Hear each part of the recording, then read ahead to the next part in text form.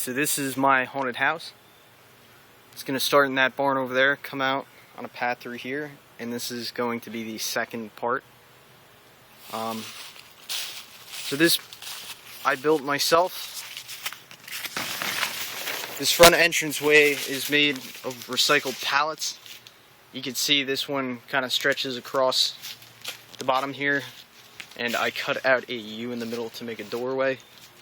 Then I ran some beams up. And all of these boards, 1x6s, those are also recycled from an old pallet, stripped them off with a crowbar, and it kind of gives them the effect of siding. As for right here, we just have some old pieces of plywood, again a recycled pallet here. Most of these beams are just recycled building material, and actually what came with these pallets were industrial pieces of cardboard, which we're going to use to frame out the roof here. So continuing on, the hallway kind of closes, giving it, you know, kind of like a strychnine effect. Freaks some people out. I'm going to go through this dark array here. It's still going to be enclosed up to this guy right here. Then we're going to have a falling ceiling. So up here is a 2x4, got some hinges, braced it up. So the ceiling is going to give the illusion that it's falling on you.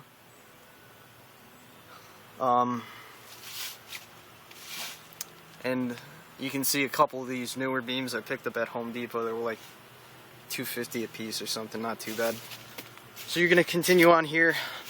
I set up a rope here. I'm a bit of a tree climber, arborist.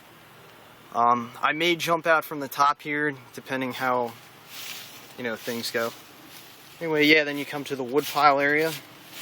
You look to the left here. Framed it out so you could really have somebody hiding back here and have no idea that anyone was back there. Could also have another actor behind the woodpile here. Continuing on. Oh, more recycled pallets, giving a fence effect.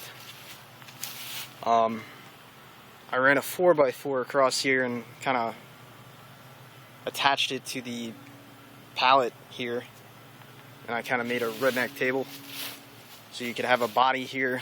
I'm gonna make a Good Stuff guts later, paint it with some acrylic paint. Also left an opening for the head here, so if you wanted to have a real actor's head right there and have a fake body there, you know, that's why I have that other sheet to kind of hide the head. You could also have a butcher and an actor, somebody hiding behind the table too. The way you're gonna continue on here.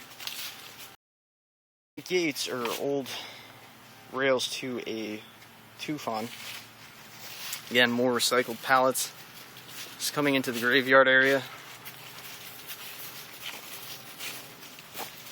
Have a nice spooky tree there. You know, once you light it up with some fog, it's going to look really nice. Dug out a little bit of a grave here with a backhoe. Maybe another actor in there. We'll see.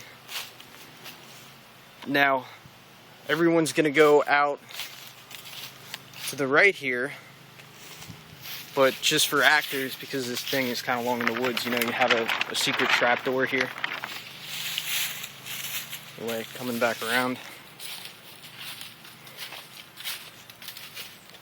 Work your way out, have something right there, maybe another actor. And as you come to this point, we're going to have a chainsaw actor. Most likely me is going to be hiding behind here. So as everyone walks out, they're going to be walking out this way. You know, then just have the chainsaw guy behind them, which is going to freak them out. Not sure what we're going to do right here yet. We'll figure that out as time goes on. And then the exit, they're going to walk kind of underneath this grapevine here, which is going to be really nice. Also another nice material. Recycled, of course. We have these tomato plants, which are dead. You can take these vines and just string them up anywhere, and it gives a nice creepy effect.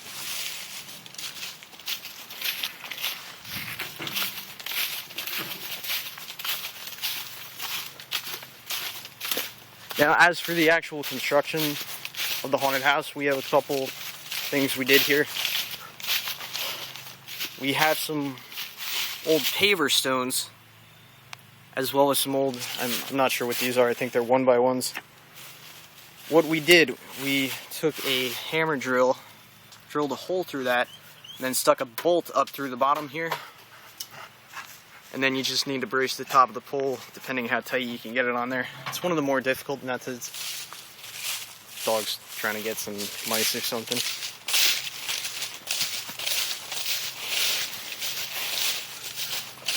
As for over here,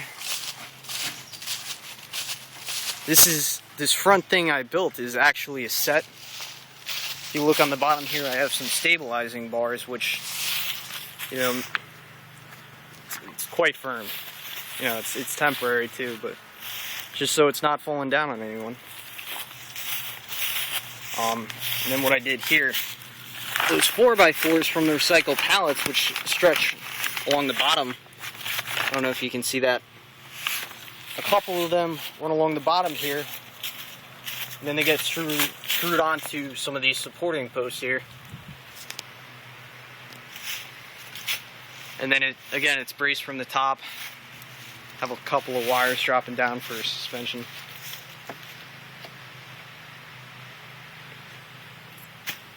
And then for actually attaching this black plastic sheeting to the walls, I have a couple methods.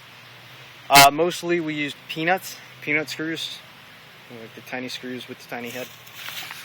As well as, you know, in areas of high stress on the black plastic, we have pieces of wood that are screwed on here just to kind of hold it a little bit better than these peanuts. But these peanuts actually will work fairly well depending on how thick your black plastic is. That's one thing that I couldn't get recycled. I had to go to Home Depot. You know, they sell them in, what, 100-foot by 10-foot rolls. Not too bad. Again, you can see some of the vine effect here. This is an old rotten gourd that didn't really work out in the garden this year. We'll see what else we can do here. But yeah.